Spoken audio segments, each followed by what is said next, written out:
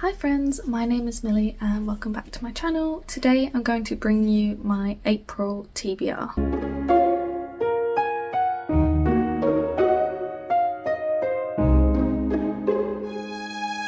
So for April, I'm once again going to be picking prompts from the TBR jar that I made in some reading vlog, I think my most recent reading vlog back in February, and hopefully April will be a lot more successful than March was. I think I read maybe 3 at the most of the books that I picked out for my March TBR. Yeah, I just didn't stick to it at all, which I'm hoping will be different in April. I'm going to pick less books for my April TBR in the hopes of actually being able to achieve reading all of the April books that I pick out. But yeah, March was just, there was a whole host of things that happened in March that just sent my reading down the pan, and hopefully April will be better than that. So let's just start off with picking our first prompt. So this one.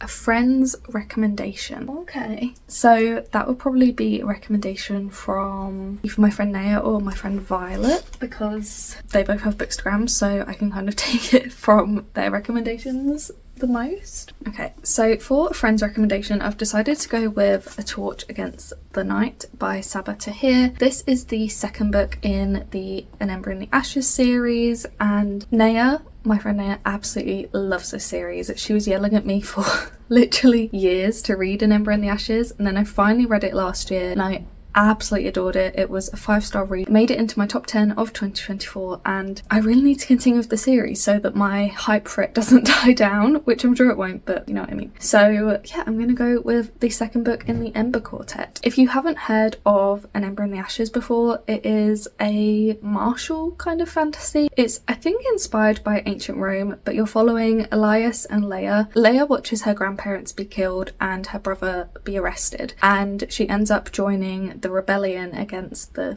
government or the empire, and Elias is the son of the most powerful general in this empire. He doesn't want to be. He doesn't want to be part of the empire. He just doesn't want to fight. He's a very gentle soul, and I just loved it. It was so good. It was so gripping. There were things that happened that were brutal. This is a YA fantasy, but you could definitely read it as an adult because it was brutal. So I am very excited to continue with the series, but I'm also scared because I feel like I'm definitely going to cry at some point while reading this series, and that could definitely happen in the second book. So hopefully I'll get to this in April. So prompt number 2.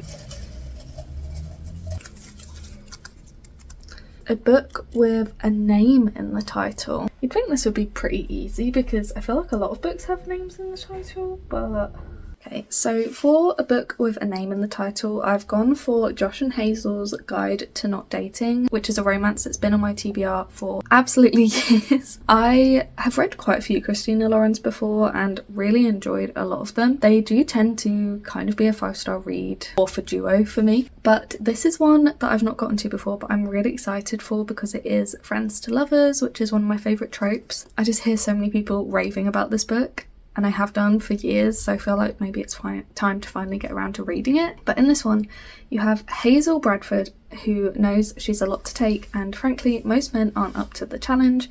If her army of pets and taste for the absurd don't send them running, her lack of filter and tendency to say exactly the wrong thing will. They're lost. Not everyone can handle a Hazel. Josh has known Hazel since college. From the first night they met, when she gracelessly threw up on his shoes, Josh has always thought of Hazel more as a spectacle than a peer. But now, 10 years later, after a cheating girlfriend has turned his life upside down, going out with Hazel is a breath of fresh air. Not that Josh and Hazel date, at least not each other, because setting each other up on progressively terrible double dates means there's nothing between them, right? And then at the top it says, just friends, just friends, just friends. If they say it enough, maybe it'll be true. I love a good friends to lovers story, so I'm very hopeful that I will really enjoy this one. Prompt number 3 is, oh, it's a short one. A retelling. Ooh, okay. I feel like I have quite a few retellings on my shelves, but it's just trying to remember which ones are retellings. So it actually took me ages to work out which ones were retellings, but I have decided to go with These Deathless Shores by P.H. Lowe because this is a Peter Pan retelling, and I love a good Peter Pan retelling. I think they're so much fun, and this one just sounds very interesting. It's also pretty chunky, so I'm quite excited to get my teeth into this. But it's about Jordan, who dreams of the days when she was a lost boy flying high with Peter Pan and imbued with the power of dust. Now she's 22 and barely hanging on. After being exiled from the island by Peter for her gender, Jordan turned to a toxic drug to self-medicate her withdrawal symptoms from dust, but the drug has stopped working and its final effects are fatal. With nothing left to lose, she returns to the fated island of her childhood, determined to seek out the magic that will keep her alive. But as she faces the boy who stripped her of the story that's kept her afloat, Jordan finds that her thirst for revenge is much stronger than she anticipated. And then it says, file under faith, trust, pixie dust, biting down, a curved strike, straight on till morning. I am very excited for this. I really enjoy the whole concept of Peter Pan and Neverland and the Lost Boys, and that this is kind of a dark Peter Pan retelling I think will be really interesting, so hopefully I will really enjoy this one. Prompt number 4 hopefully will be a bit easier to find a book to fit.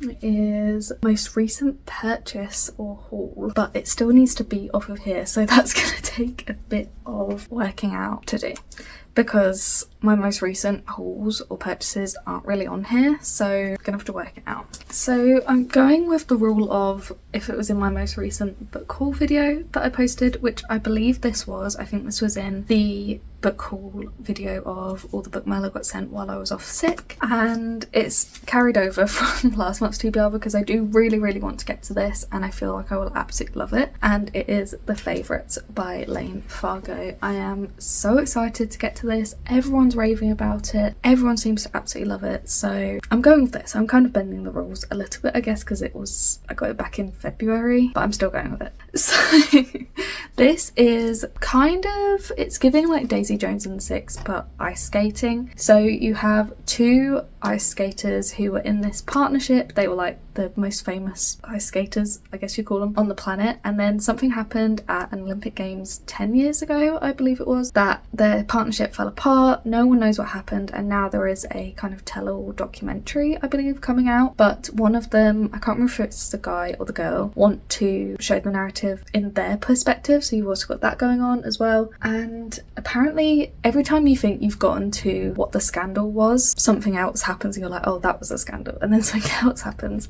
And everyone just seems to be obsessed with this book. Everyone who's read it just seems to absolutely love it and just not be able to stop thinking about it, which is what I want. I want a book that I can just obsess over, so I'm putting this back on this month's TBR. Prompt 5 is a book that's been adapted. Ooh, I think I know what one I want to go for that one. I'm not sure how I'm going to feel about reading it, but I am going to go with The Handmaid's Tale by Margaret Atwood because the final season of the TV show is coming out in April, and me and my mum absolutely love this show. We rewatched it recently because we couldn't remember a whole lot of what had happened in it. We wanted to refresh ourselves before the final season comes out, and I believe that comes out near the start of April, so I think it would be quite cool to be reading the book while the final season is airing. I think that would be quite not fun because it's not a fun story, but you know what I mean. And if you don't know the concept of The Handmaid's Tale, it is a dystopian. It's set in a world where America has been turned into the country of Gilead by religious fanatics, I guess you'd call them. They have imprisoned pretty much all the women. Women can't read, women are enslaved, or they're forced into marriage or whatever, and it's a very harrowing story,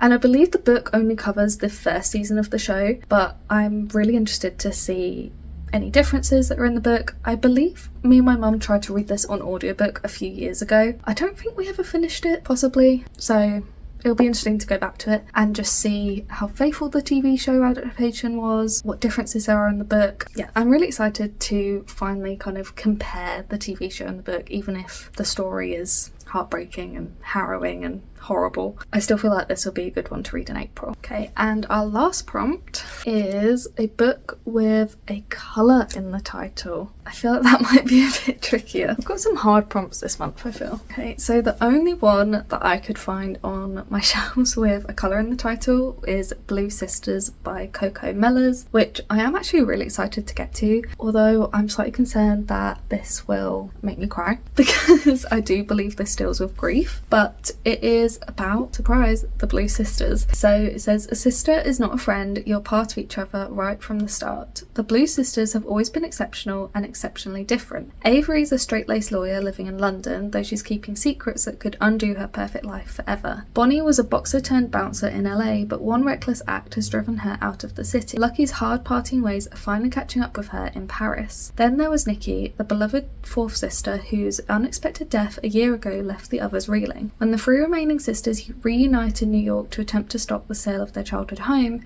they find that it's only by returning to each other that they can navigate their grief, addiction and heartbreak and learn to fall in love with life again. And then one of the quotes on the back says that it's Little Women but for the contemporary female experience. And Little Women is one of my favourite books of all time, so that gives me hope that I'm going to enjoy this. But I know that my friend Violet has really loved Cleopatra and Frankenstein by this author. I can't remember if you've read Blue Sisters, Violet, but if you have, let me know what you thought. Yeah, I know that Violet really loves Cocomella's first book, Cleopatra and Frankenstein, which I haven't read but I do own, and I'm really excited to hopefully enjoy this one and then to be able to read Cleopatra and Frankenstein. And yeah, I feel like this one might make me cry, but in a good way. I feel like it'll be a cathartic reading experience, and I'm just really excited. I also really love these covers. I feel like a lot of people don't really love the covers of Cocomella's books, but I really think they're very interesting and very different, so I think that's really cool, and I'm intrigued to see what I'm going to think of this. So there we have it. These are the 6 books I'm hopefully going to get to in April off of my TBR. Hopefully I will stick to my TBR a lot better than I did in March, because I really failed it.